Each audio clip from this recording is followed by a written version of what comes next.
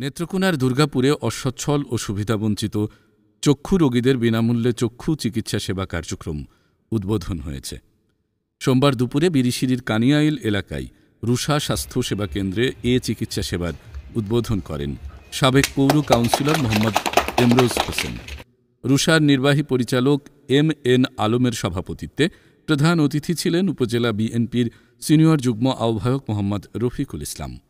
রুষা বাংলাদেশের আয়োজনে চিকিৎসা সেবা প্রদান করেন বিএনএসবি চক্ষু হাসপাতাল নেত্রকোনা।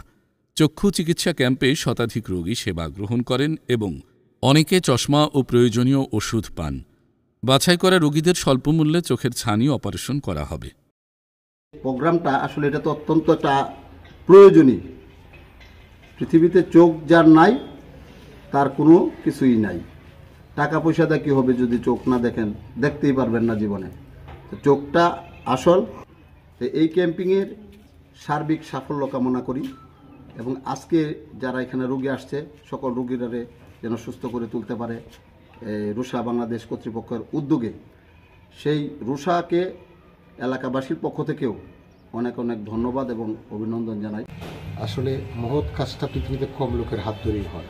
যেভাবে মানুষের কল্যাণে হাত বাড়াইছে, ছোট হলেও এটা মহৎ উদ্যোগ। আমি উদ্যোগকে স্বাগত জানাই।